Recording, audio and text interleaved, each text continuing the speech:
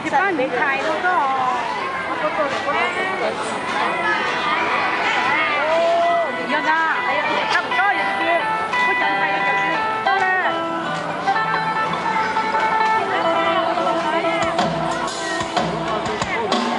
小不一起。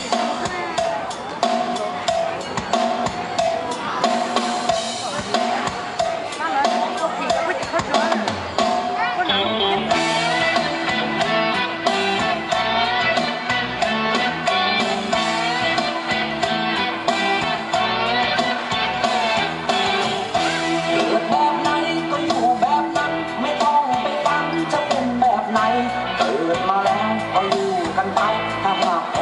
มันก็สุขเพียงพอ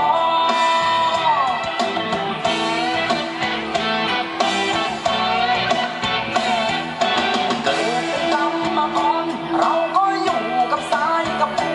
นก่ออาคารตึกสูงถึงจนแล้วก็ภาคภูมิใจเกิดมาเป็นชาวนาเราก็อยู่กับนากับควายเสร็จจากการหว่านไถกลับบ้านไปก็ยังมีข้าวกิน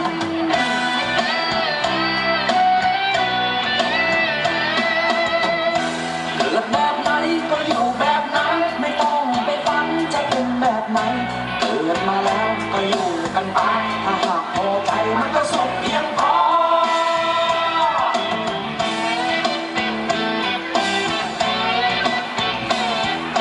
เกิดมาเป็นคนไทยเราก็อยู่กันแบบไทยๆปล่อยที่คอยอาศัยใจถึงใจมันก็ไม่หนักหนาเกิดมาเป็นตัวเราก็อยู่ไปตามประสาไม่โทษดินโทษฟ้าขอหากินกันไปอย่างเราแค่นาทำไรก็ใช้เท่านั้นจะเป็นอย่างเขาจะเป็นอย่างใครถ้าหากพอใจมันก็สุขเหมือนกัน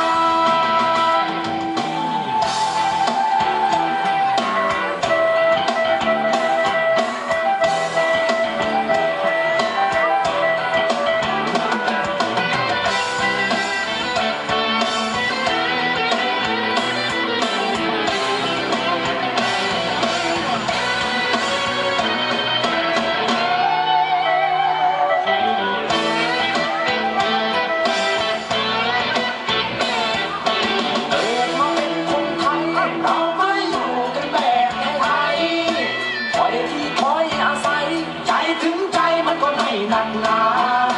เกิดมาเป็นตัวเราก็อยู่ไปตามประสา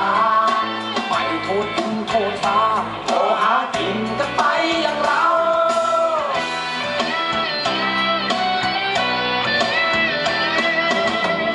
เกิดแบบไหนก็อยู่แบบนั้นไม่ต้องไปฝันจะเป็นแบบไหนเกิดมาแล้วก็อยู่กันมาถ้าหากพอใจมันก็สุขเพียงพอเ